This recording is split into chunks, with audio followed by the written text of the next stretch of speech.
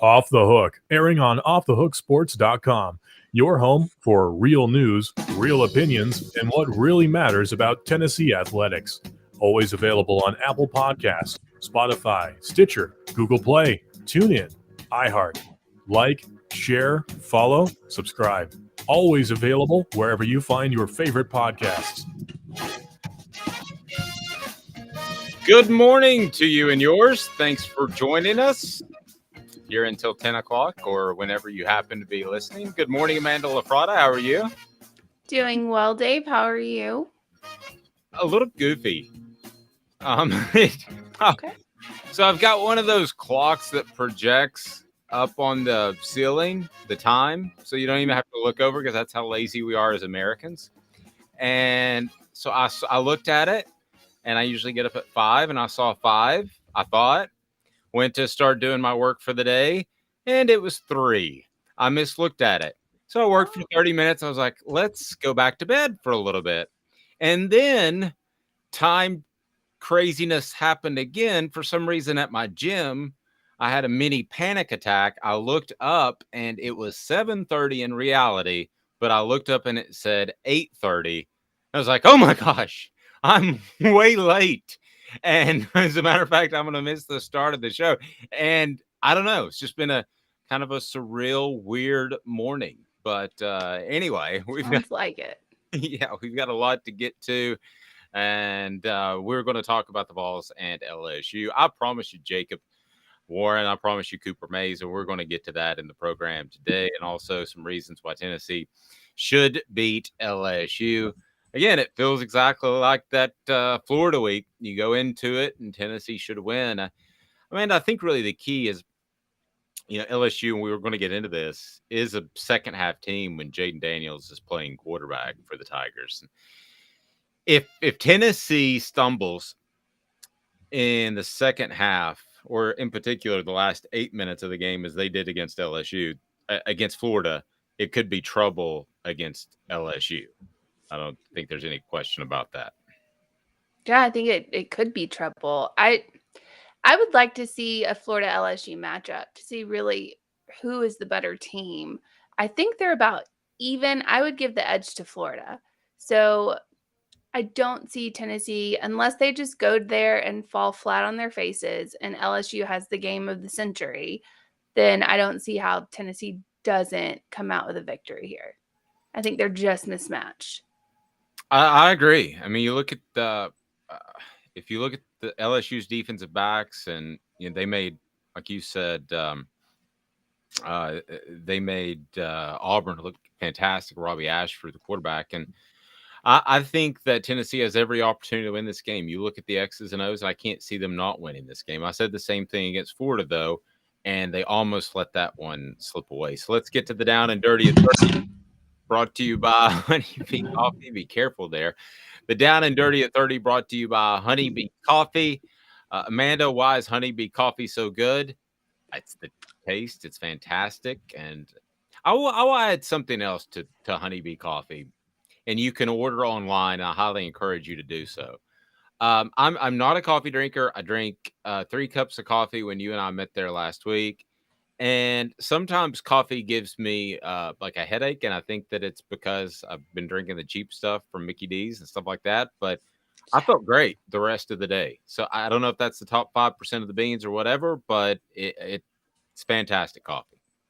It has to be the top 5% of the beans. The Mickey D's coffee. Well, we won't say Mickey D's, but we'll just say other coffee. Fast coffee is probably mostly water, and then you add in something that tastes like coffee in there a little bit, and that's probably what you're drinking. So it's different. Yeah, it's pretty brutal. Maybe that's why I got turned off on coffee, but Honeybee has me turn on to coffee. All right, so I wanted to mention this because it's going to lead to today's tough question. We're going to talk about the most impressive record that Tennessee has still standing. American League has a new single-season home run king, and in reality, we think the first home run king of the clean era before and after Bonds, McGuire, and Sosa and all those guys. So Aaron Judge did hit his 62nd home run of the season. Tuesday night against the Texas Rangers. So he breaks the AL record and breaks what we think is the clean record. Now, 5 years from now, it could come out that he's on something, but we don't think that's the case. But we will see.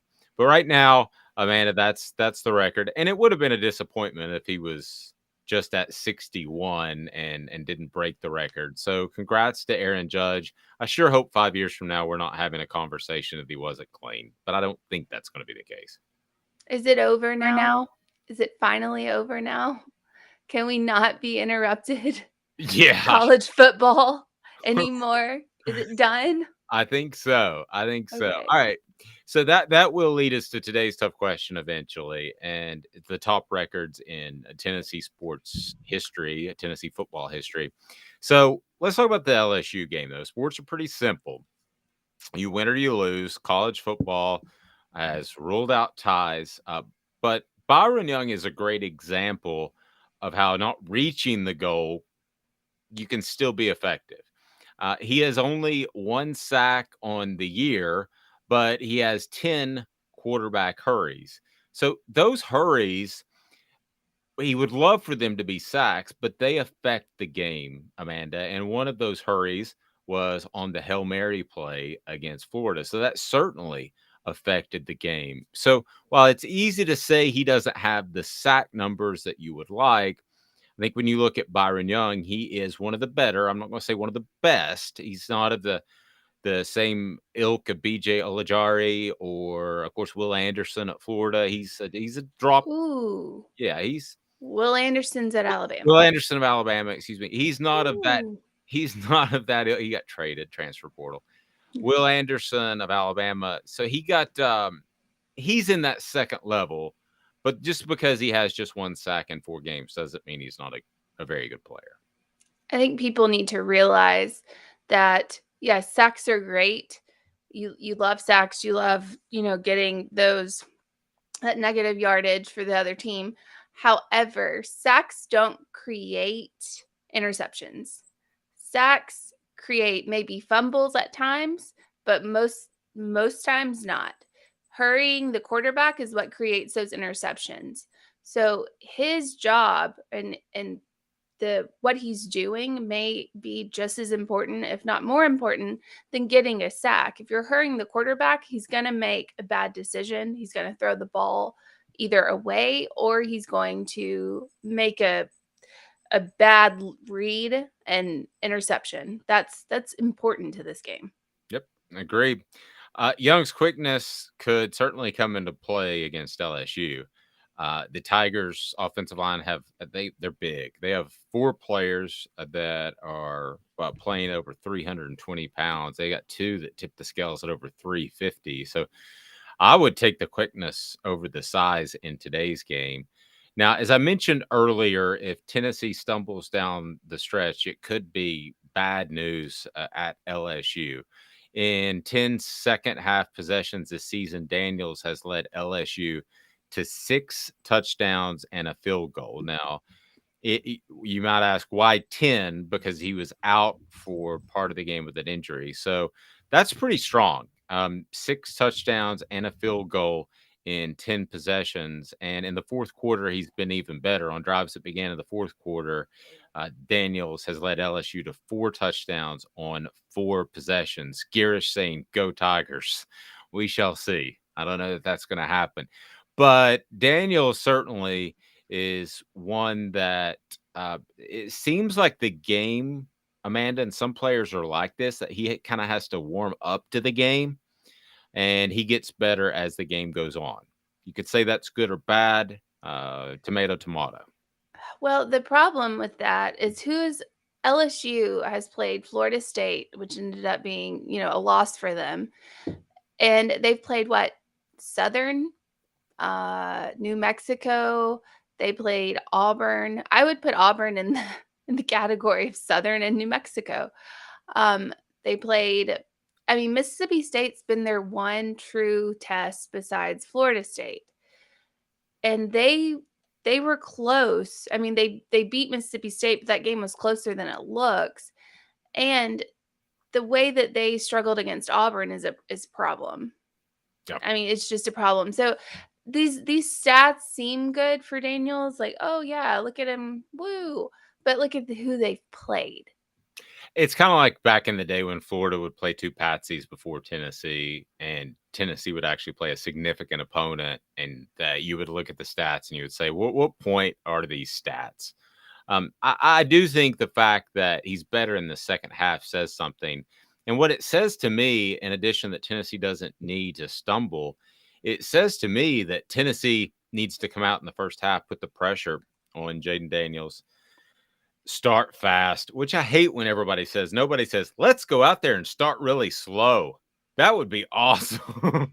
So, but if you do put up some points early, you put a little bit of pressure on him. So, crowd noise. This was, I thought, of a great quote. Go to offthehooksports.com. Be sure and hit like and subscribe and share so that we can be a part of your Tennessee and SEC coverage. Crowd noise. Cooper Mays, Tennessee center, said, does it affect him? He goes, quote, not me personally. Everybody sits here and argues with me, even in the line, the offensive line. Jerome Carvin will argue with me all the time about talking about how the crowd affects him and stuff. And I was like, I don't think I've ever thought a crowd was really that loud. But it is funny that Cooper mentions that his teammate Jerome Carvin says it's a little loud and this is a little nerve-wracking. But Cooper says he just gets tunnel vision, and tunnel vision as a center seems like the perfect type of vision to have. I mean, yeah, it does. Cooper's right in front of the quarterback too, so the crowd noise maybe doesn't affect him as much considering the quarterback's right here. So I think the crowd noise, the real reason it affects people is because they can't hear. They can't hear what the quarterback's saying. They can't hear what's going on because the crowd is so loud. But that makes sense that it wouldn't bother Cooper considering where he is. Yeah, it's just Cooper. If you haven't had an opportunity to watch any of the videos with Cooper, I've stolen one of his phrases, and that is, I am where my feet are. In other words, you're not thinking about yesterday. You're not thinking about tomorrow. Do the best you can right there. And I've stolen that phrase from him. Here he is, a 21-year-old, and I'm 38. And excuse me. Yeah. And I've stole that phrase from him. I am where my feet are. That's just Cooper. And if you haven't watched any of those videos, the Vol Report, brought to you by City Heating and Air Conditioning, City Heat and Air. Go to cityheatandair.com. Over 50 years of integrity with City Heating and Air Conditioning. If you haven't seen any of those videos, you will just love Cooper's demeanor. I mean, it's just so relaxing. Refreshing would be a better word. The Vols don't have to worry about Tennessee's top recruit of the 2023 class making any last-minute changes. That, according to Caleb Jaroux, who is going to be at the LSU game and who is from Louisiana. And with Jaroux, I would assume, I haven't asked him, is somewhat Cajun.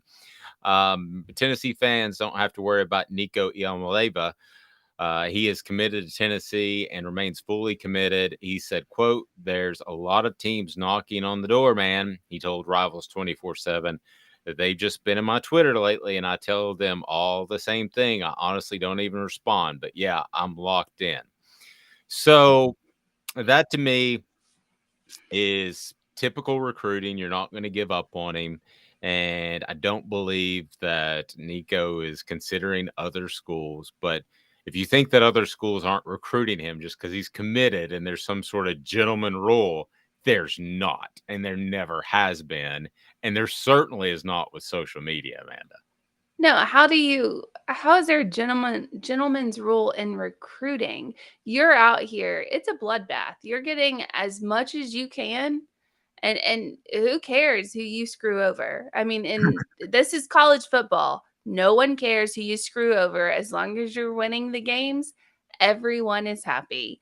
But as my husband likes to refer to it, I guess all of these other teams are slipping into his DMs. Yes. That's what's happening. Slipping into them. Is that the way the kids say it now? Slipping? No, they sliding. My husband says slipping. I mean, it sounds like Oh, well, this coach from A&M just fell into my DMs. Yeah, just accidentally. No, so I don't believe Nico's going anywhere. I think Tennessee's just fine there. But yeah, schools, I think if you go back to the 70s and 80s, and this would be before my time in recruiting, that when a guy committed, teams laid off of him, not because it was the right gentlemanly thing to do. I think they laid off because you couldn't connect as easy. You certainly couldn't travel as easy. The travel budgets weren't nearly as significant. And sometimes you had to hop on a train if you want to go before the 70s. And so I think when you committed back then, schools thought of it pragmatically as I am not going to continue to recruit this guy and waste resources. I don't think there's ever been a gentleman's rule, though, as far as you're committed and you're gone. I think that's been talked about, but that's never been the case. So back to Nico, Josh Heupel, and the quarterback coach, Joey Housel, making sure the number 3 quarterback in the class of 2023 knows he's a priority for the Vols. They were both in California over the bye week to visit Nico. That says an awful lot. They would go all the way to California, Amanda, for a guy who's already committed. Yeah, I mean, it's I think that it just you have to stay on top of this because we've seen, and especially lately, we've seen a lot of people just decommit and flip. All of a sudden they were locked in completely, like TJ Parker, completely just committed 100% to Penn State, and then all of a sudden, boom, they're gone. They've decommitted. They're looking at other places, looking at other options. So if you want to keep your recruit happy, this is what you have to do. You have Texas A&M flying out to Hawaii to try to recruit somebody several times.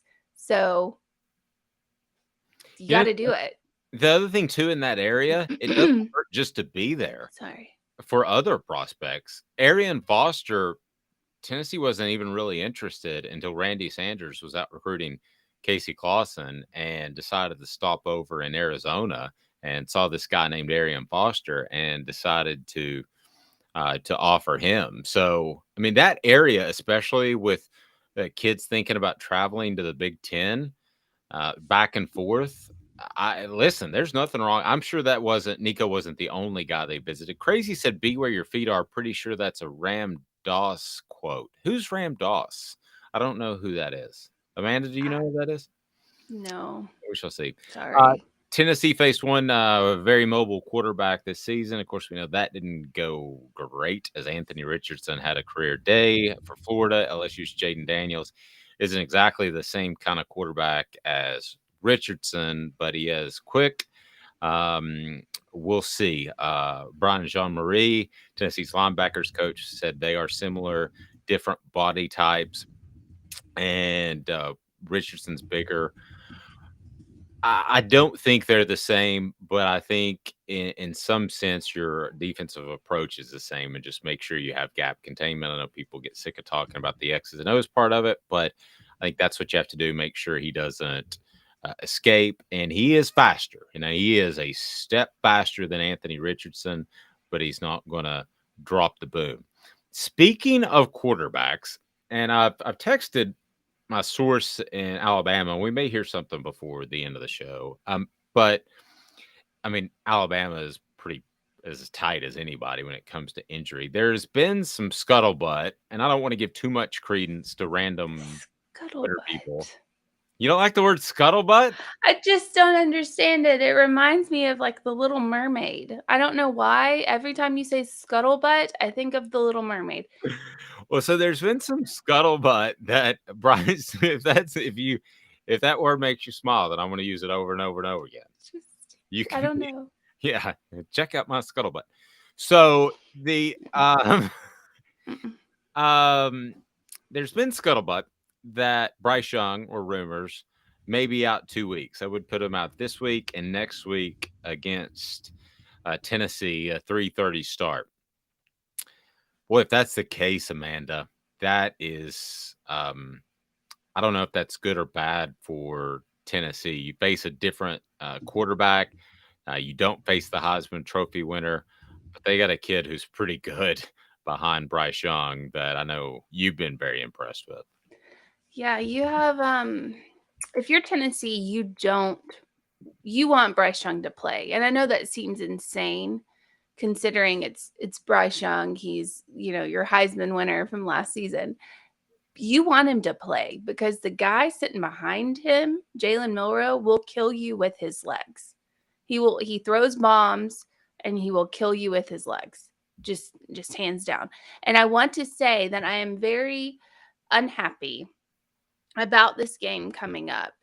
And it's not because of, the win, the loss, whatever. I had tickets to the game. And I have to go to a wedding. Nobody Nobody in the South should ever schedule a wedding on Saturdays in the fall. Nobody. That is a shame. Shame on whoever is getting married. Celebrate their event, but know deep down in your heart that you detest them. I love their family. Trust me, I love their family. And who they're getting married to is an NBA family. So I guess this is their time to do it. So I guess I understand that, but I'm just so mad that I am missing this game. And I had tickets. Brittany says that's why we got married in April. Yes. January. And I will tell you this too.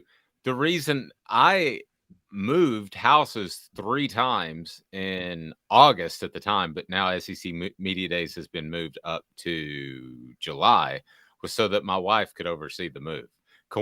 By the 3rd time, she said, "Wait, we're moving during SEC Media Days again?" I said, did that happen? What a coincidence. And I'm I'd kill out. you. Yeah, I'm out. I'm in Birmingham, and I'm like, you take care of it. You got it. Well, Nope. I did pay for the movers. All right, it is time for today's tough question. Today's tough question is brought to you by our friends at Pedigo Chattanooga. Pedigo Chattanooga is family owned. Pedigo Chattanooga is all about giving you the best e-bike experience you can imagine, whether it's a rental or whether it's a purchase, and know that you have service there. If you just buy one randomly online, you're not going to have service because they're different types of bikes. It's not like a vehicle. So Pedigo Chattanooga, our friend Jacob Warren was by there the other day, and you can hear him on our YouTube page. And our YouTube page has Jacob Warren, it has Chris Landry, it has Josh Ward, it has John Adams. So go subscribe, and we would love to be a part of your Tennessee and SEC coverage. And I will say that I'm pretty proud of the product, and a lot's going on. Ron Slay will be a part of the family starting, I believe, next week. I can't tell you 100% that it's going to be a week from today, but I believe that's the case, and we look forward to that. So today's tough question is now. We do our research. Have you done your research? We're working like heck. Today's tough question. What's the real debate? You sipping my soupe, Guadalupe? Exclusively on Off the Hook Sports with Dave Hooker and Amanda LaFratta. You drinking my sake, Kimosabi? Oh my God. So the reason I started this show with baseball, and Crazy Nugs, by the way, saying baseball is boring. He hates it. Yeah, and that you should just let them get juiced. I kind of agree with that, but it leads us into football, so stick with me for a second. I would be okay if they just let them take whatever they wanted to. Because really, if you think about it, they took greenies back in the day, which were speed pills. They'd have like a tub full of greenies like it was Halloween, and you take the amphetamines so that you can get through the dog days of summer and you're all hyped up. And LASIK, if you wanted to, you could say that that's performance enhancing. They all have that. They see better in 2020. But anyway, that's a whole different debate. But Aaron Judge does break what I believe is the clean record, because I believe he is clean. So let's talk some records here. I don't know. Cleaner than Derek Jeter. What about Jeter? Said he's cleaner than Derek Jeter. Oh, yeah. Stuff Jeter's got that worse than steroids. Okay, so Tennessee's unbreakable records, because Tennessee has some. So I don't know if you want to phrase this, Amanda, as what is the most impressive or what direction you want to go here. But I want to throw a couple at you that are pretty darn impressive. So Peyton Manning's 11,201 passing yards. So, I mean, I just don't see that ever being broke, because Peyton Manning wasn't supposed to play in his first year, and we all know Jeremy Colquitt got hurt in the first drive at UCLA.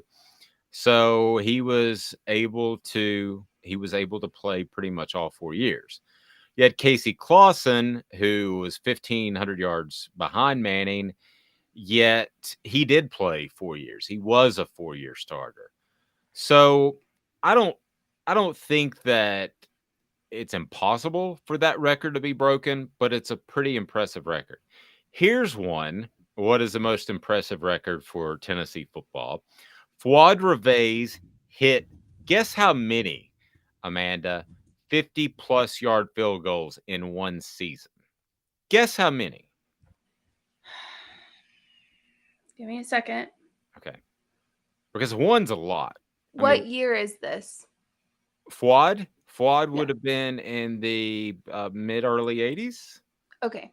Just amount of games is what I'm trying to tally here. Okay. So it would have been 11 games. Okay. I'm going to go with 7. Ooh, pretty close. 8 50-yard field goals. And quick Fuad story. I'm going through some old football cards that I had. This is a couple of months ago, and I found a Lawrence Taylor and a Jerry Rice rookie that in perfect mint condition had sold for $70,000. So we would be in a whole different place as far as studio space had they been in mint condition. They were not, Amanda.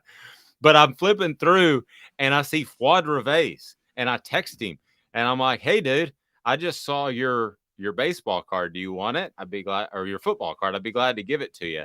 And he said, "Is it the one with the big afro?" And I said, "Yeah, that's the one." And he's poof. He's got the big hair. And he said, "No, you can keep it." But yeah, 8. That's pretty impressive. All right. So some other records, and you tell me what you think is the most impressive. Andy Spava had 547 career tackles. 547. Second place on the UT tackles list was AJ Johnson. And in his best year, he had 130 stops. And that is well shy of what Spivey did. So that's going way back, 547 career tackles. And you had Chuck Webb with 294 rushing yards in a game. I remember Chuck Webb, and I remember it was one of the first games I ever went to, and that's the game that he blew out his knee. Was it against, somebody might help me here, it was Tulsa, or gosh, I can't remember off the top of my head. It was on that terrible, terrible green turf that they had that they finally tore up. And then the last one that has to be the most impressive in my mind is 15 straight shutouts. And you have to go back to the 1930s and 40s. But to have 15 straight shutouts, I don't see that one falling ever. So maybe it's a runaway, but 15 straight shutouts. And they went 11-0 that year and didn't win the national championship. Without being scored upon. 12-0, I'm sorry. They didn't give up a point and didn't win the national championship. How do you do that? There was a lot of bias against the SEC back in the early part of the last century. So this is just like a named national title. Right. So Okay. like it's the same reason that Notre Dame, that Paul Hornung won the Heisman with a losing record over Johnny Majors, who had an incredible year. So there was a lot of bias in that regard. But yeah, they went 12-0 undefeated and unscored upon. So we can roll with those 4 if you want to say most impressive, however you want to phrase it. And was it specific? John, thank you. Yes, Tennessee was playing Pacific in that Chuck Webb game. Chuck Webb is one of those players. had he not gotten hurt, or had he been around today where they could repair ACLs, that he would have been a borderline, I believe,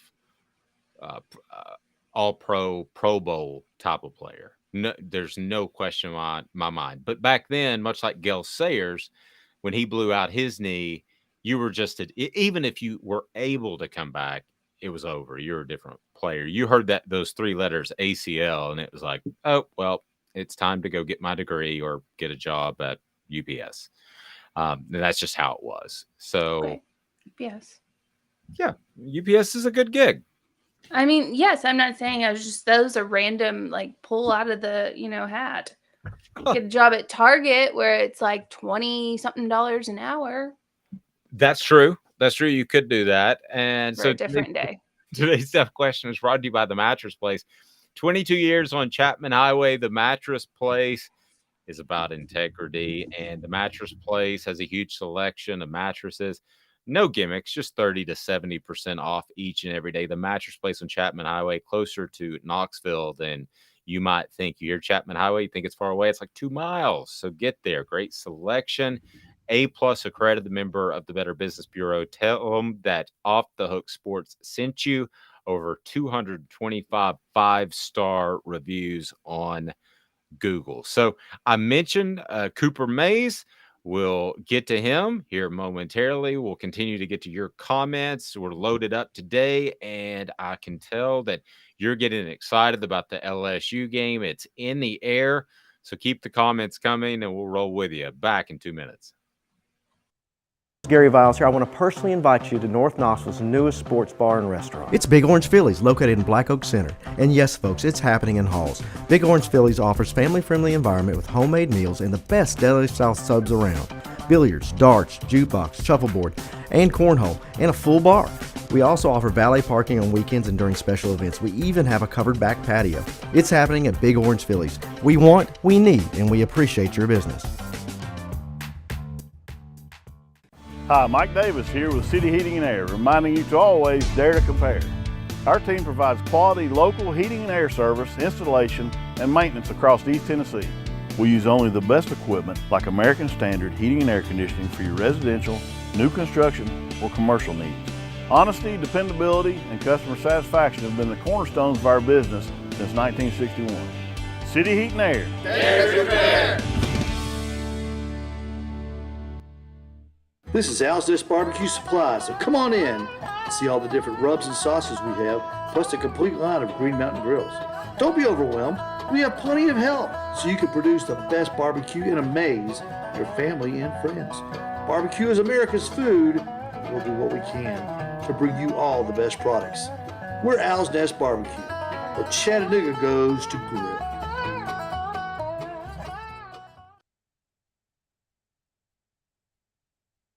Do you want to own the more that owns every job? Then get to Vassy Lawn and Garden in Cleveland and get you a Toro. I'm David Vassy, here to talk to you about Toro.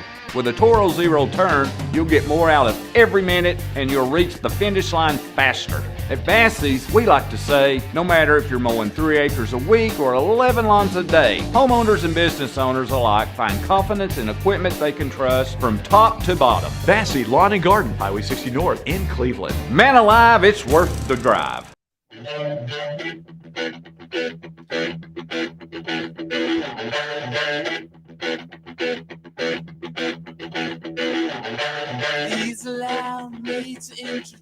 Welcome back. She's Amanda LaFratta. I'm Dave Hooker. Some people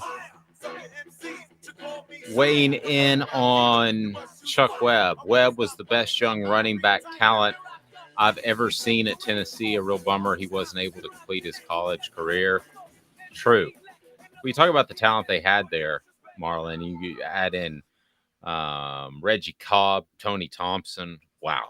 They were really, really good. And we actually had Tony on the program. Maybe we'll reach out to Reggie at some point. But Tennessee LSU is, of course, this week. And Trevor's saying the electricity is in the air, Dave. I agree.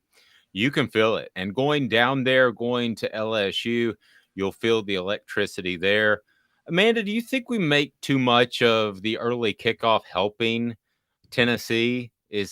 Or is the early kickoff significant? Because if you look at LSU's record in those games, they have been at the 11 o'clock Central kickoff. They're 8-0, 6 against SEC teams. And Amanda, that's still pretty good. It's still a tough place to play. Are they going to be as drunk? Probably not. But are they going to be formidable? Is that a tough place to play? Yes. So are we overplaying the advantage of not having to play at night, or just about right? I think it depends on what you're looking at. If you're looking at crowd, if you think crowd noise is a huge factor, then no, it's not being overstated, because that crowd at 11 a.m. Central Time will be hungover. We know that. They're hungover. And that is not going to make for a pretty sight. Some of them will oversleep that game. I don't think you're overstating it. Now, if you're talking about the players, then maybe. I mean, it depends on, I think it comes down, this game's going to come down to coaching. It's going to come down between Brian Kelly and Josh Heupel. And so I think you put your money where your coach is. And you have Hendon Hooker on, Tennessee's side versus Jaden Daniels, and I'd take Hooker every day, all day. So that's where I think it comes down to it. 11 o'clock, the only reason it would matter is crowd. That's the only reason. I was talking to Caleb Calhoun, and all the way back in 2009 when Tennessee hired Lane Kiffin, he said he was an absolutely huge proponent of hiring Brian Kelly at the time. So had Tennessee hired Brian Kelly, they couldn't the following year when Lane was gone, because at that point, Kelly had continued to establish himself as a solid coach at Cincinnati. So you couldn't just go get him like you could have the year before. Where's Tennessee right now if they would have hired Brian Kelly instead of Lane Kiffin, if you want to play the what if game? And fill up our message boards with your thoughts on that, because maybe that should have been today's tough question. But Amanda, I think Brian Kelly is a very solid coach that had some restrictions. For those that don't know it, at Notre Dame, you have no say in discipline with your players. That's a university handled issue. You have no say in players being admitted. That's total university. Doesn't matter if that you might be able to fudge at some other schools and get a guy in that probably shouldn't be in.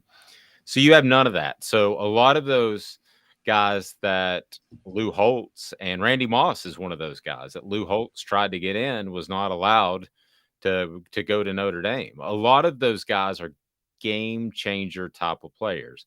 The flip side, if a kid goes to a Catholic school, you've got an inside with him. Harrison Smith is a great example there in Knoxville. But for the most part, there are a lot of guys that you can't go get in the recruiting pool, Amanda. So where do you rank Brian Kelly among the top coaches in the nation?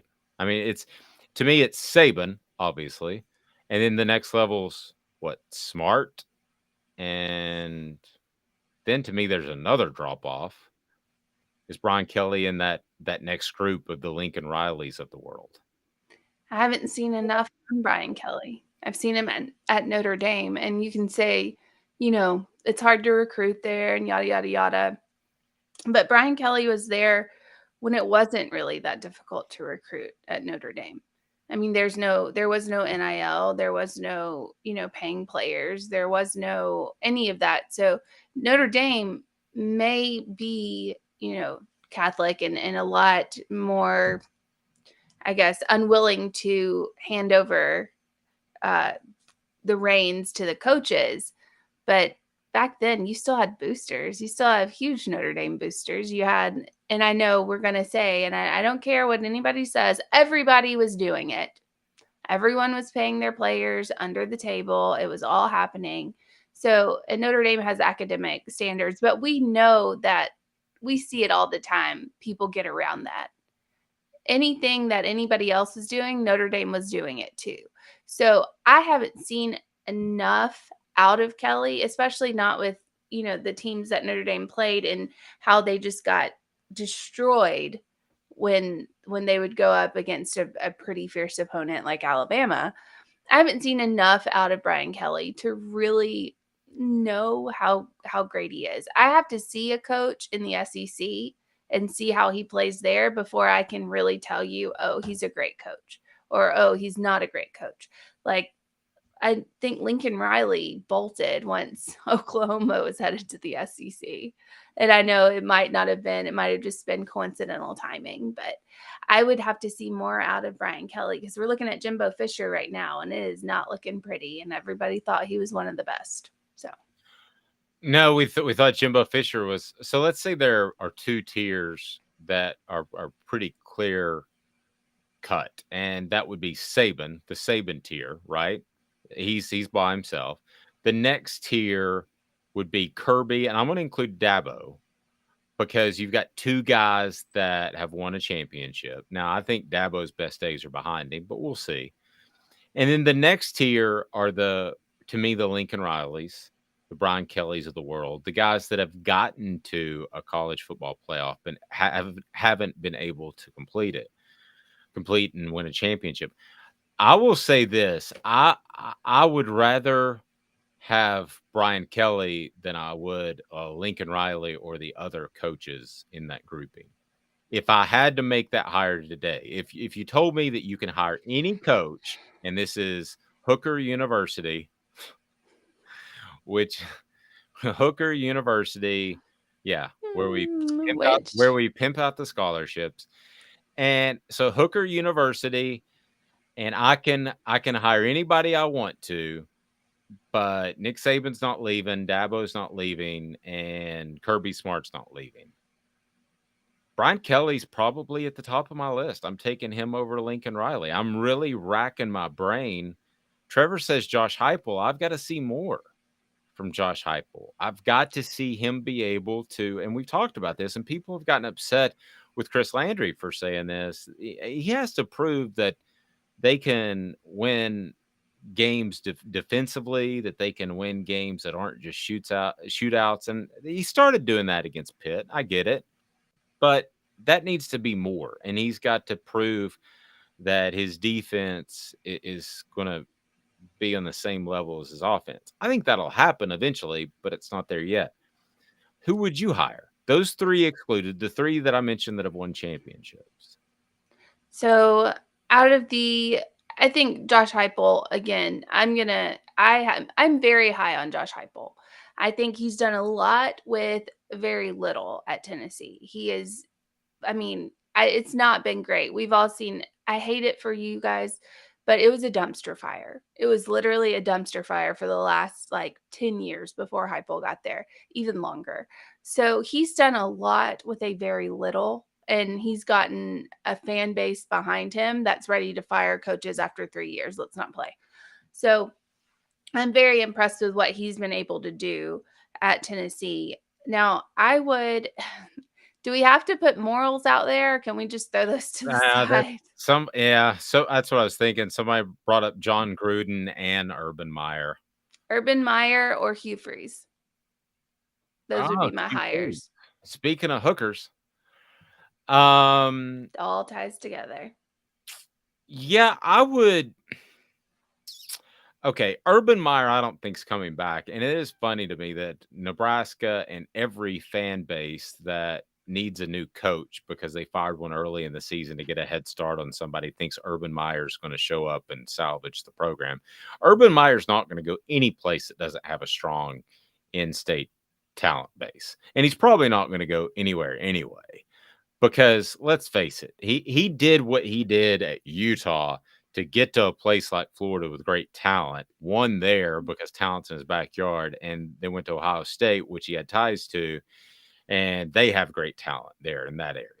He's not going to go to a Nebraska or Wisconsin and have to recruit as hard as he did at Utah. That you benefit off your credibility through the years. He's just not going to do that. So that to me is the equivalent of when Tennessee fans had the groomers They wanted John Gruden to show up, which was never going to happen. And How are we with hookers and groomers? How are we here? I don't know. We got here talking about the levels of quarterback, levels of coaches, and I think Josh Heupel does deserve to be considered if you want to look at him as far as a young coach with upside. So I think you could make the argument that you have seen what you've seen out of Lincoln Riley, and they're very similar. So maybe you want a young guy like Josh Heupel. I could make that argument. I couldn't make the argument over Brian Kelly because he got Notre Dame to a college football playoff. Now they got hammered by Alabama.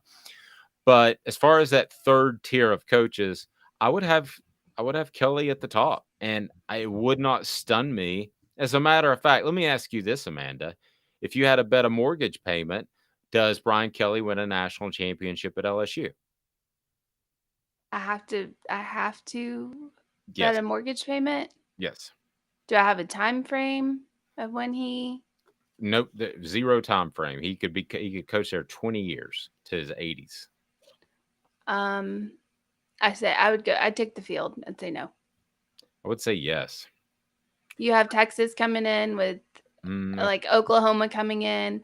I mean, Saban's still here. I don't know how long he'll be here. Josh Heupel's shown a lot of promise at Tennessee if he stays. I mean, Kelly has the talent down there. I want to see what he's able to do with it. But I would take the field on that one. And you have Kirby Smart, Georgia. I'd take the field. Yeah. Probably the safe bet to take the field. If he coaches there 10 years, let's say 10 years, I would say that he wins a national title at some point. Now, you mentioned something with all these coaches opening, and really Tennessee is the one who started this trend because they fired Philip Fulmer earlier than was traditional for a reason, because they thought Lane Kiffin was going to get the Washington job at the time. So that's why they made the move. And Lane kind of played Tennessee a little bit. He was more interested in Tennessee than Washington at the time by far. But in some ways, Lane leveraged Philip Fulmer out of his job. And Lane ends up getting the job. And now you see that a lot of these schools are making early firings in order to get a head start on the hiring process. You see that in Nebraska. You see that in a lot of other schools. So is Josh Heupel a candidate for any of these potential openings? I say no, because I don't see a job that's better. I mean, Nebraska's not a better job. That's going to be tougher to recruit there. Forget about in-state talent one way or another, but Tennessee does have better in-state talent with Nashville. Tennessee has more resources to recruit. Amanda, I don't think that's any. I don't see a school out there that would be even a lateral move as far as a coaching vacancy for Josh Heupel. I don't. There's only one. There's only one job that I think he might take. And we've seen them this season. They look like hot garbage. They're not used to looking like hot garbage since the days of Stoops. That's the only one I could see. And not to, I wouldn't necessarily blame Josh Heupel because it's your alma mater. It's where you played. It's where you won a national title, all of that. So I think there's only one job I could see him possibly leaving Tennessee for, and that's the only one. Oklahoma is the only one I could see. And it wouldn't have anything to do with talent. It wouldn't have anything to do with, recruiting. It wouldn't have anything to do with that. It would just have to do with like Coach Bryant said, when mama comes calling, you go. So, I mean, that's it. That's the only thing I can think. Possible. A lot of things would have to change. And Kevin just saying bridges were burnt at OU. They were. He got fired at a time when they should have fired Bob Stoops' brother. Yeah. And he was the defensive coordinator. So at the time, they're scoring right at 40 points a game. And Heupel's the offensive coordinator. And essentially, Bob Stoops, to save his rear, had to fire somebody. So you can't fire your brother. I guess. And so he fired Josh Heupel. So there's some bridges that have been burnt there. I think the entire administration would have to change, which can happen for him to consider going back there. I think we're talking 2, 3, 4 years down the line. I think they're pretty happy with what they have going on right now. No, they're not. Oklahoma? No. Yeah. I mean, long term, you don't think they like Brent Venables? I mean, look at what he's done this season. It's embarrassment. They are embarrassed. I mean, they have looked like, again, hot garbage this season. I mean, they're 3-2 already. It's, you're 5 games into the season. Oh, this is not Oklahoma. Oklahoma doesn't like this. And it's not like they lost a bunch of talent. I mean, they just switched coaches. Well, I said at the time, I thought it was a bad hire. But I get the sense that they're going to at least write it out. So I guess we could get it in this discussion, and that is if Brent Venables has trouble at Oklahoma, then yeah, where are they in 2 or 3 years? Do they come calling Josh Heupel again? I would believe firmly that would take not a top to bottom. It doesn't have to be the president of the university or the chancellor, but that would take a significant change in the athletic department. And maybe that will be. I just didn't get the hire of Brent Venables. And it's one of the few times I think Chris Landry and I kind of disagreed. To me, you need to hire a guy who can manufacture points. You need to hire a guy who can go out and do that. And I know they have an offensive coordinator supposed to be able to do that, blah, blah, blah. But it's the way your program is set up. It's the way that Tennessee's program is set up. There's more emphasis put on offense in practice, not just in games. So I didn't think Brent Venables was a very good hire from the get. What did you think when he was initially hired there? I didn't even know who he was. I'm not going to lie. I was like, I don't know who this guy is. But I mean, I know Oklahoma fans had high hopes for him, but this season they have flipped the script. They've kind of done what UT did in reverse. So, I mean, they beat UTEP, Kent State, and Nebraska. Those are the teams that they've beaten. They've lost to Kansas State and not even just lost to TCU, got embarrassed by TCU by 31 points. Like they're not happy over there. They're not happy. When I say happy, I thought happy with the hire, but probably not. I was thinking more long term. But you bring up a great point. This is not a program that was a complete disarray that you're trying to rebuild. So they're pretty good. Be sure to like, subscribe, and share. We greatly appreciate that. But I don't believe JL says Heupel isn't going to anywhere. OU bleeped on him. Yes, they did. Was it OU or was it Stoops? That's where you have to, because if Stoops had complete control of that program, it's not like somebody could have stepped in like the athletic director and said, no, you're not firing him. You got to fire him. They gave Stoops the complete control of that program. So is it really Oklahoma or is it Stoops that Heupel would have a problem with? Well, Stoops is still associated with the program, so it may be one and the same, but probably Stoops. And it was his decision. I doubt the athletic director said you have to fire the offensive coordinator instead of your brother. And Stoops is very involved with the program, as RG1 pointed out. With that whole situation, let's take a step back and forget the fact that Josh Heupel played at Oklahoma. Let's take a big step back and just say, what's the better job? What is the better job given in-state talent? And sometimes when I say in-state, I'm sort of referring to Atlanta as well, because it's just, less than 2 hours or less than 3 hours away. So I include that to some extent. Oklahoma, there's not a lot of talent. And let's take it a step further. Resources, I think that Tennessee is right up there. the way that they will embrace a successful coach is right up there. Any allegiance aside that Josh Heupel might have to Oklahoma because he played there, I have to take a step back. And when I remove that, which is the better job? Amanda, which is the better job? If you were given this, they come to you and they say, Coach LaFratta, we are going to hire you to be the head coach.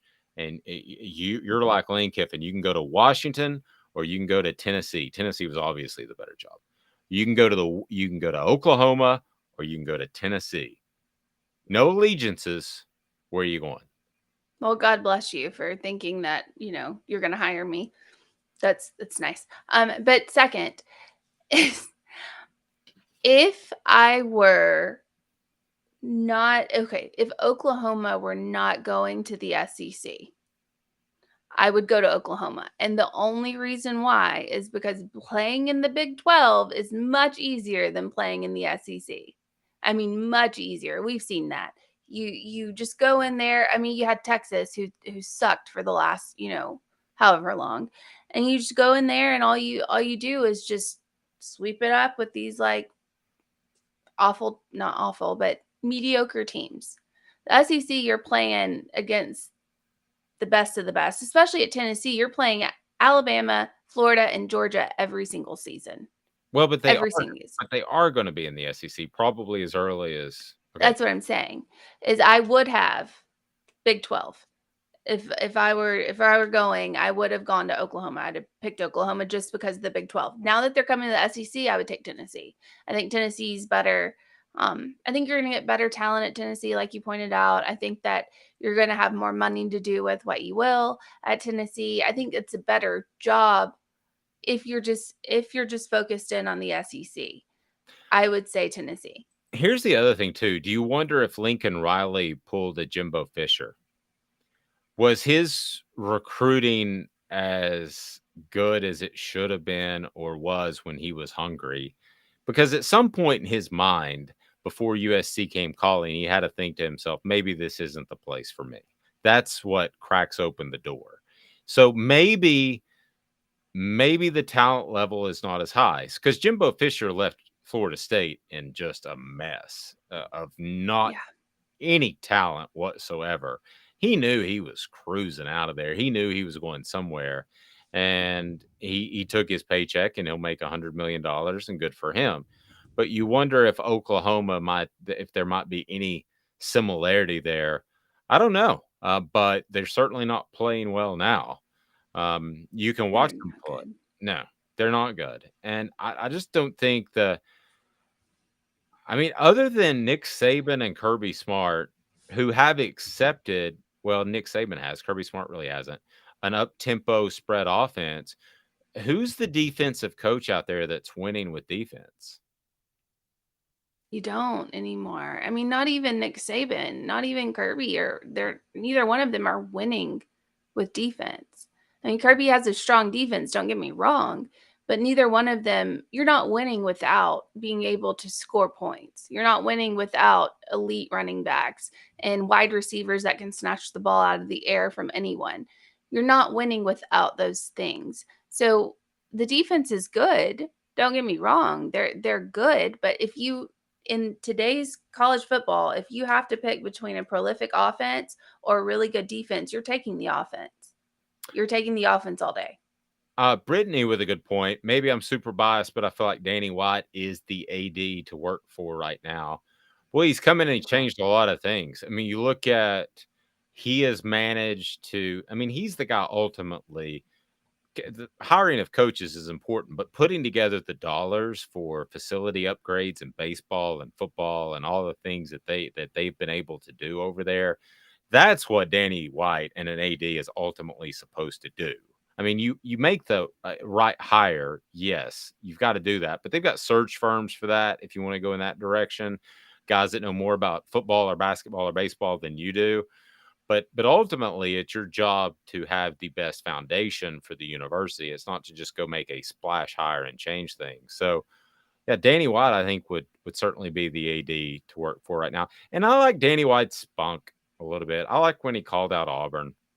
Yeah, Still wonder if he got chided by the SEC for that I behind. doubt it. I think we would have heard about it. But all I'm saying is that Danny White, she does make a very good point. He would be the guy to work for. I mean, he definitely would be the guy to work for. It seems like he doesn't care much about what people think.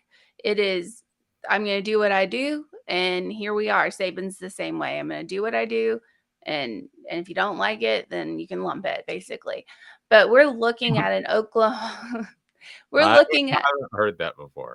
yeah, Don't like it, lump it. That may be yes. a new bit. I don't, well, maybe. But Oklahoma, we're talking about having the same losses in 5 games as they did in 13 games last season. And at week 12, they had 2 losses. That's when they got to 2 losses. And they were to two ranked teams, Baylor and Oklahoma State. Those were their 2 losses last season. And look at what's happening this season. I'm just saying the fall off here is incredible. Yep. You can watch wins and losses at Big Orange Phillies. Big Orange Phillies right there in North Knoxville. It's on Maynardville Pike. It's convenient to Halls and Powell and Maynardville, and it's family friendly. They've got billiards, they've got darts, they've got cornhole, they've got everything you can imagine, and great food. We ate there, and it was absolutely fantastic. Another good point by Brittany. Brittany's throwing heat today. Definitely think UT would be the better job with them joining the SEC. She's referring to Oklahoma joining the SEC. I agree. If it's in the Big 12, like Amanda said, if you want to make the college football playoff, which would give you some sense of job security, even if you never won a championship and got hammered by Alabama and Georgia every year, nobody's going to fire you for getting to the college football playoff once every 3 years, ever. And if that's what your goal is, then OU is the better job before they join the SEC. Exactly. The Big 12, if you can get a job in the Big 12 and you can recruit halfway decently, go to the Big 12 because you can win. You can win in the Big 12. In the SEC, you are going up against toughest opponents with the baddest coaches out there, and baddest as in best. Great feedback. I'm sorry, go ahead. Go ahead. No, you're going up against these guys every single year, every single season. Like I pointed out, Tennessee's going up against Alabama, Georgia, and Florida every single season. It's not like they do Alabama, once every 6 years. It's every single season. So you got to take that in consideration. I love the interaction with the message board today, guys. Great stuff. So I'm going to go ahead and tell you, I've teased again the Jacob Warren interview, which I have queued up. But if you want to go to our YouTube page, you can listen to it because I don't know that we're going to have time for it because I love the interaction. John saying, is Ohio State a perennial playoff school if it was in the SEC? As long as it's still in Ohio, I would say yes, because I think the talent is that good there and they dominate the talent just this short of LSU. The only school that even comes close when I covered recruiting, the kids saying they're going to stay in state. Now, some went to Michigan, but the only state school that even came close to LSU as far as kids saying, I ain't leaving if they want me, was Ohio State and the state of Ohio. Kids just did not regularly leave there. So, I think Ohio State, if they were in the SEC, Amanda, is hands down a perennial playoff team. I think they're there every year. Now, do they beat Alabama or Georgia? I don't know. I don't think so. I don't think they're there every year. In college football playoff, if they're in the SEC, are they there every year? No. Okay, I assume we're saying the 4 and not the 12. Correct. I think they would be at least 4, 5, or 6 every single year, which would be right on the cusp, which would be making it. I think let's put it this way. I think they would make it 50% of the time and the other 50% be knocking on the door. Are we kind of on the same page there, or is that too strong? That's too strong for me. I think that they may make it once every 4 or 5 years. Maybe. I just don't think that when they come up against SEC opponents and we're taking out, the was it 2013 or 2014 where they played Alabama? We're going to take that out.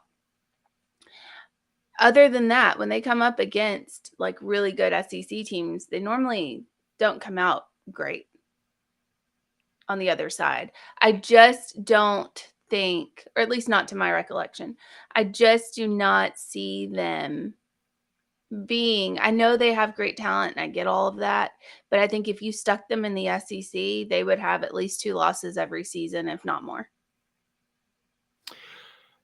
Then we get in this hypothetical of what would the conference look like? Would the East include Ohio State, Alabama, and Georgia, or would they be in the West? Or I don't know. So if they had to, okay, I'm going to amend what I said. If they had to play Alabama and Georgia every year like Tennessee, no, they would not be as good as what I just said. If they had to play one of them, then I'll stick by they're in the playoffs 2 out of 4 years, 50% of the time. You don't have to worry about 50% of the time when it comes to the chill pills. They work every single time. Chill pills are fantastic.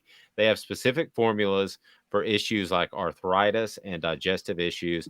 Make your pet and wallet happy by using the exclusive code off the hook, available at crafttreats.com. You save 20% at checkout with the exclusive off the hook discount code. So that's all you got to do. And it helps with pet anxiety. It helps with also arthritis. My dog is way different when it's able to take advantage of the chill pills, which is pretty much daily. So check them out. Don't forget, you save 20% at checkout with exclusive code off the hook. Your pet and your wallet will thank you for that. I want to get right back to what everybody has to say about coaches. What would Ohio State be? And we'll talk some LSU as well. Back in 2 minutes. Stick with me. It's Gary Viles here, Viles Automotive on Callahan Drive. I've been selling cars here in East Tennessee for 27 years. In that time, I've come to realize it's not about the car. It's about you, the customer. So I'm here to take care of you just like family.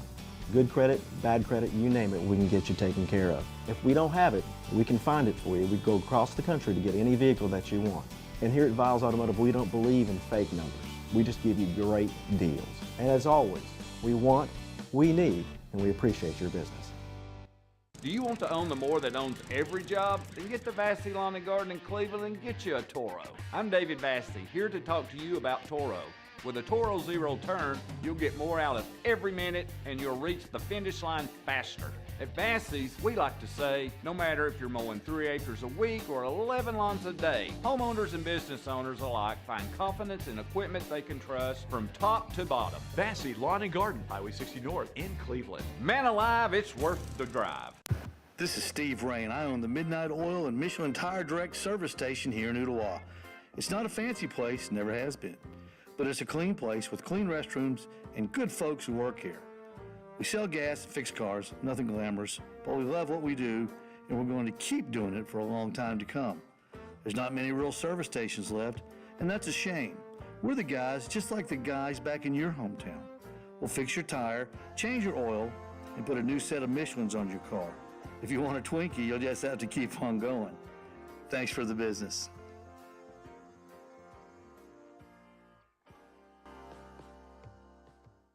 Hi, Mike Davis here with City Heating and Air, reminding you to always dare to compare. Our team provides quality local heating and air service, installation, and maintenance across East Tennessee. We use only the best equipment like American Standard heating and air conditioning for your residential, new construction, or commercial needs. Honesty, dependability, and customer satisfaction have been the cornerstones of our business since 1961. City Heat and Air. Dare to compare.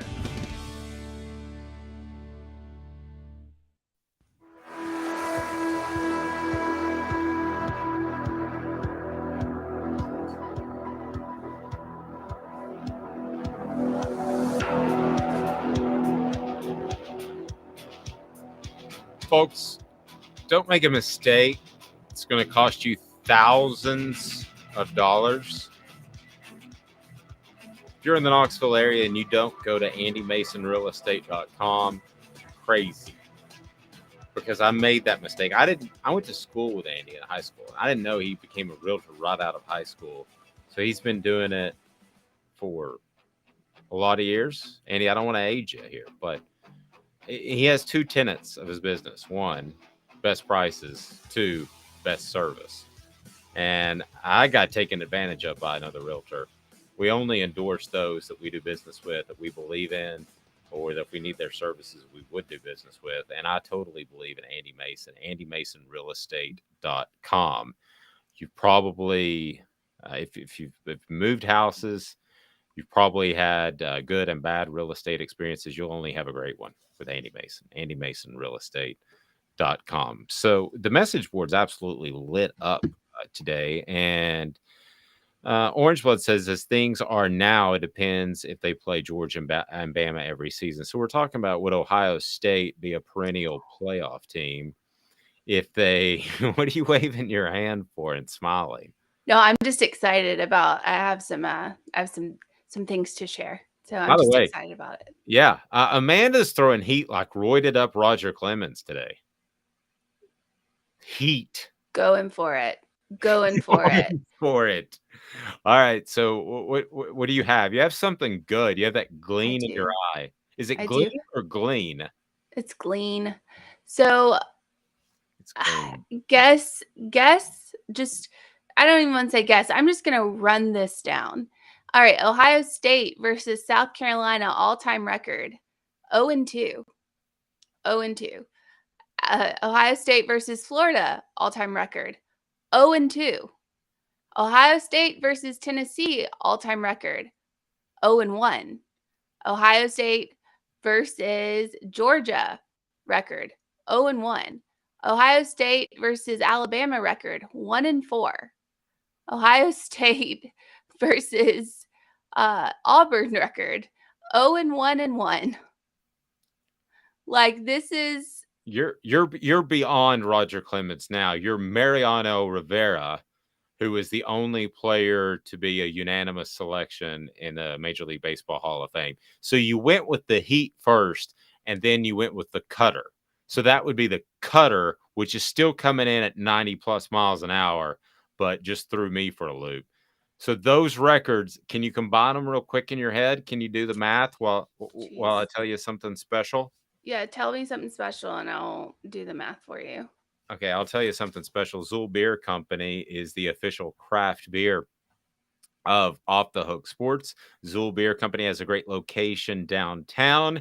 Zool Beer Company, xulbeer.com is the place to go. Fantastic merch. Worldwide award-winning craft beer. It's awesome. Was that long enough to do math, Amanda? Yes, Ohio State, 1-11.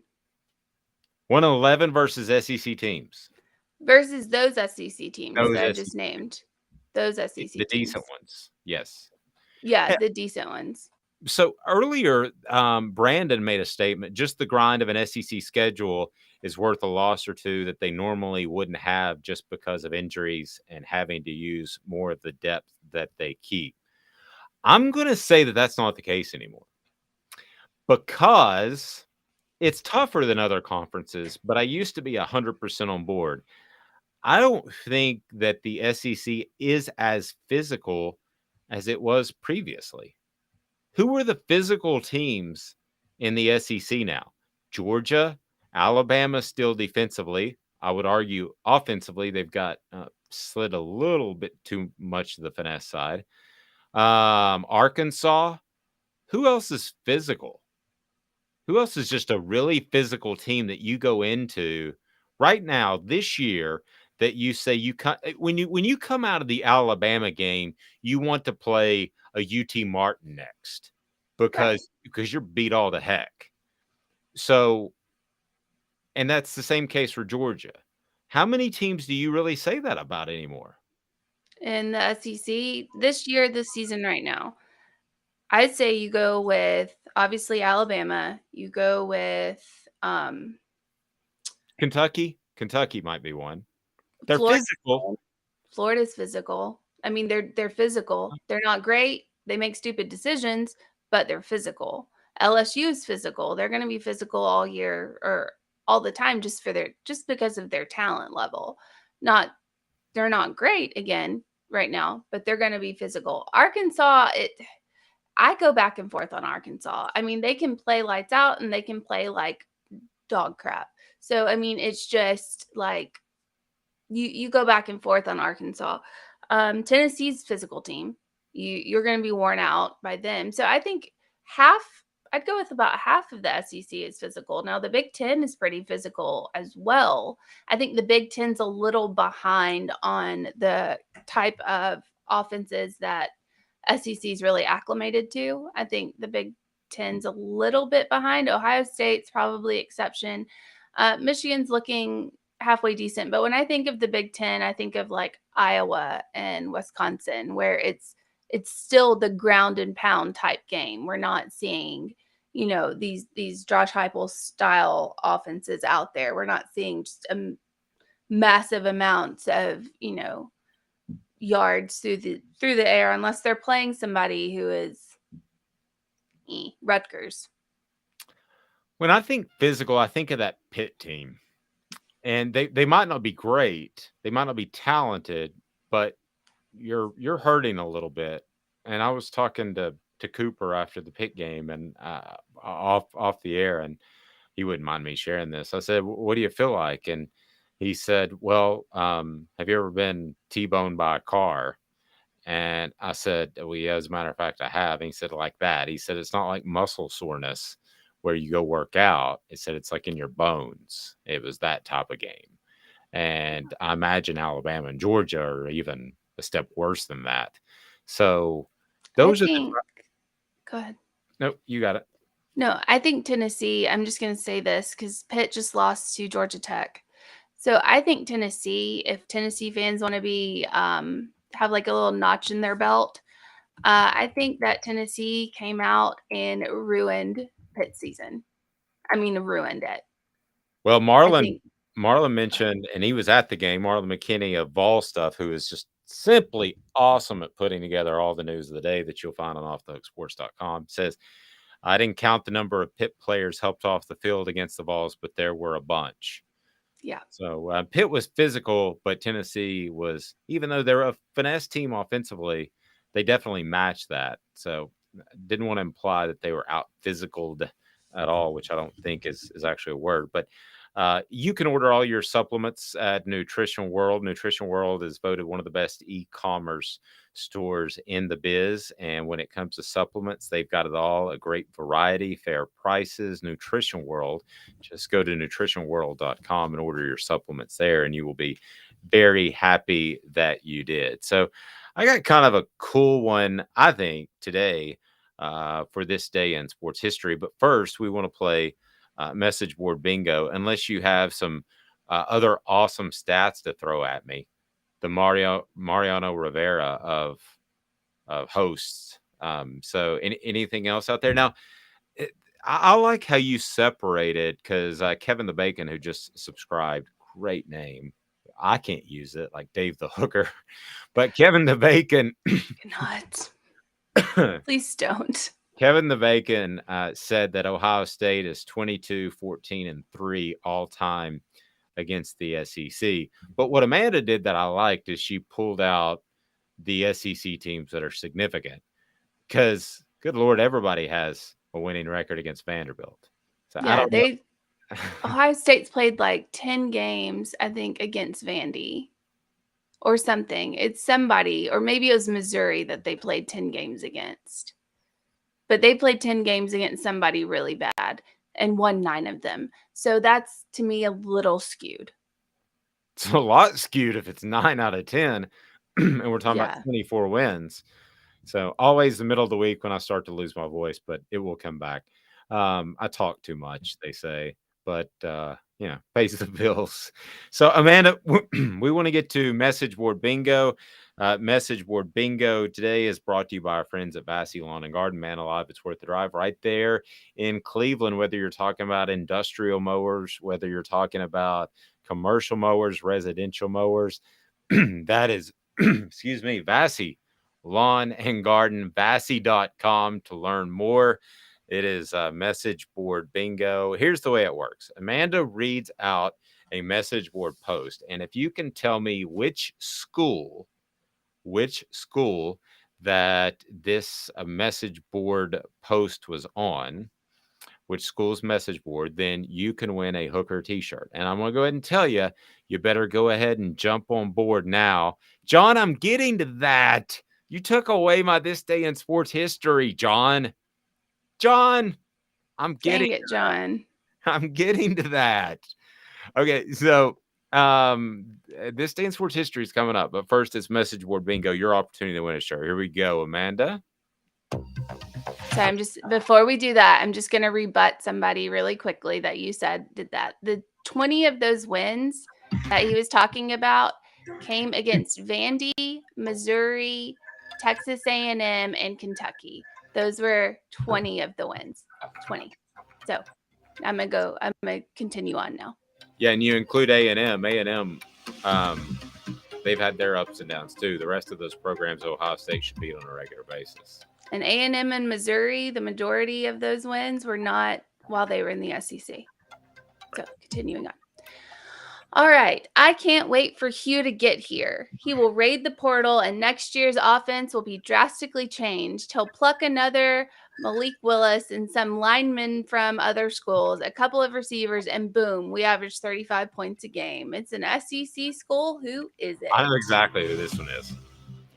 You got 10 seconds to post your answer, and we'll hook you up with a Hooker t-shirt.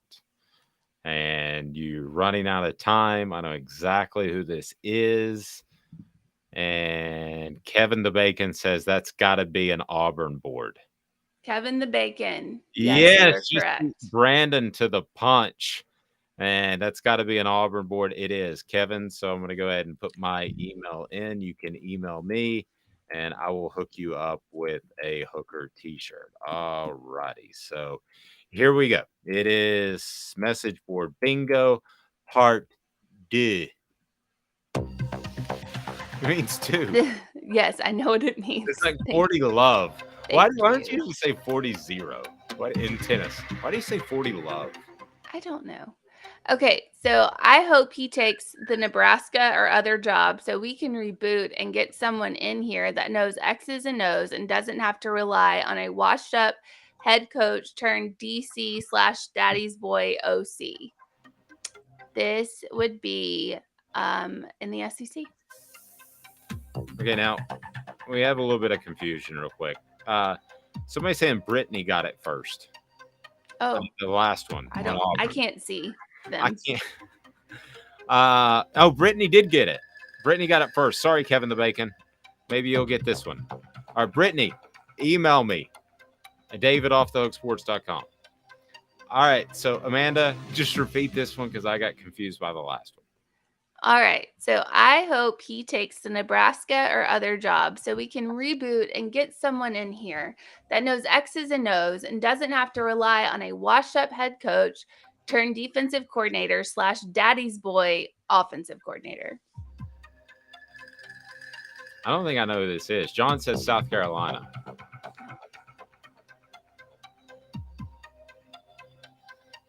I'm struggling. Orange Blood says Ole Miss. Nope. Joe says Bill O'Brien. I don't think Bill O'Brien has his own. No, they're talking about a head coach, but yes, Bill O'Brien needs to go, by the way. He needs to go. Somebody come and get him. Thank you. So is it Alabama? Joe says Alabama. All right. So it looks like we've got our first offer. You guys usually get it. Woo! I won. Yeah, you won. Who is it?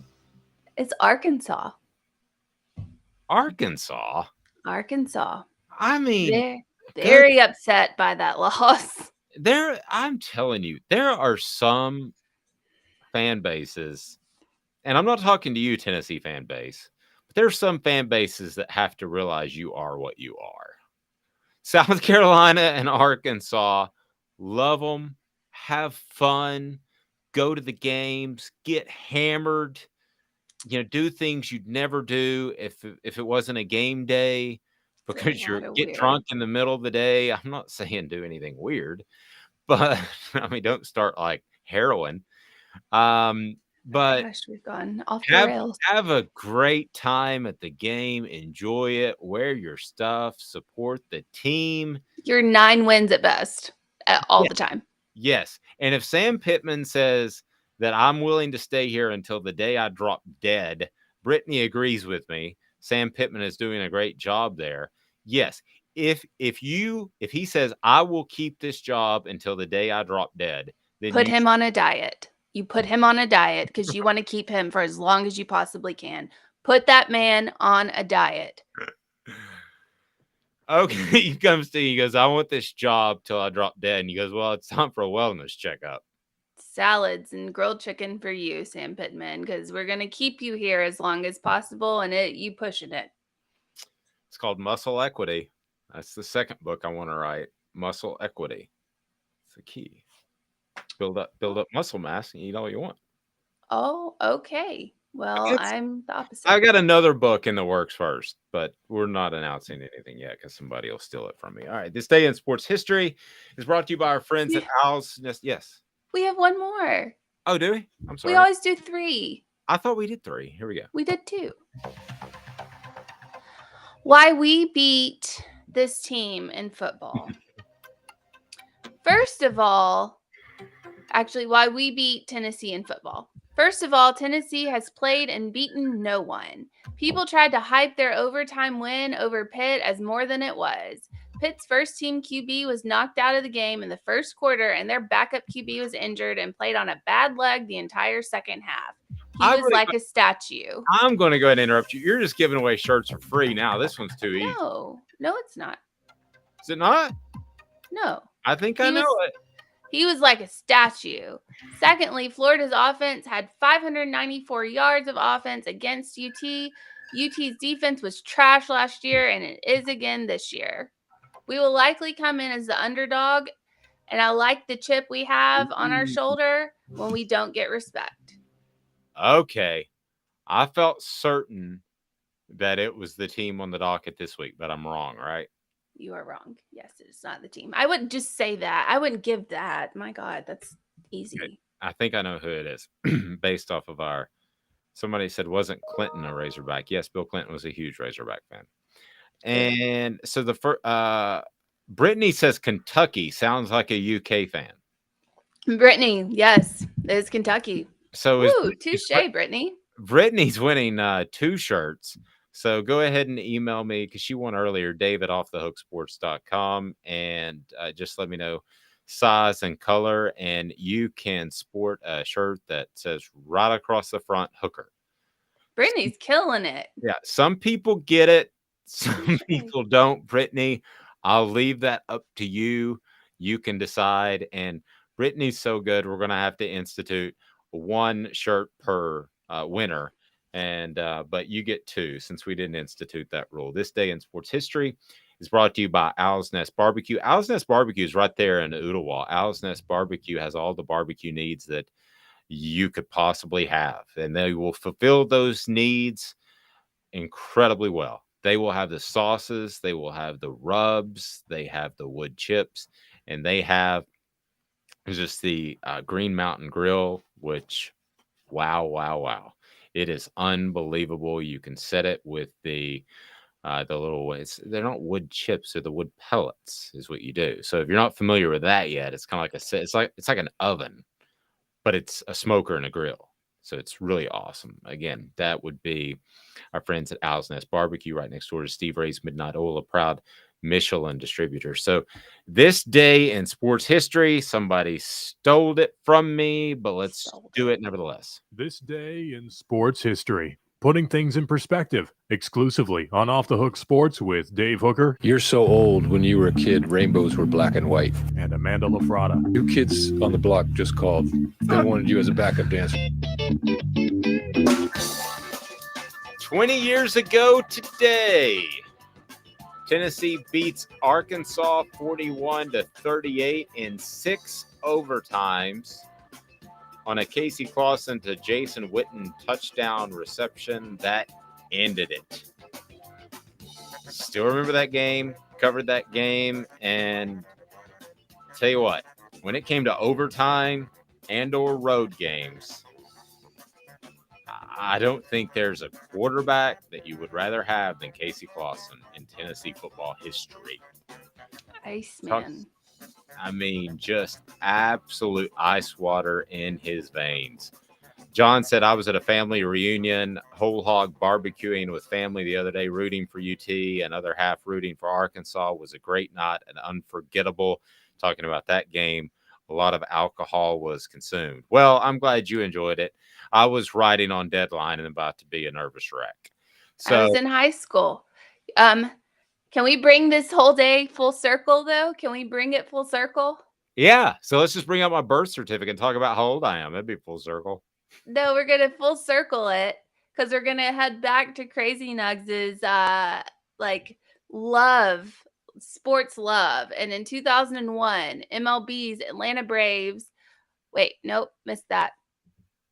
No. Hold on. Sorry. 2001, Barry Bonds hits his 71st and 72nd home runs in 11-10 loss versus the LA Dodgers at Pacific Bell Park, breaking Mark McGwire's MLB single season home run record. Full circle. I don't even know what it was full circle. I don't even know what the juiced record is. It's just like just pushed out. What is the juiced record? I don't know. I guess it's 72, right? Has to be 72 at this point. Maybe a few days later we'll figure out it's like 75. I have no idea. Aaron Judge is not on steroids. Please, as a Yankees fan, please. I don't want that story to happen in 5 years from now. Have a fantastic day, everyone. She is Amanda LaFratta. I'm Dave Hooker. We'll be back with you tomorrow at 8:30 for the Down and Dirty at 30 and more. And maybe at some point we'll get to, during the show, the Jacob Warren interview and the Cooper Mays interview. But I'll tell you what, you can check them out on our YouTube channel. Go to offthehooksports.com. We have a story that's about to post by Jimmy Hyams of the Sports Animal. And I've got some stuffs why Tennessee will beat LSU, or at least they should. This has been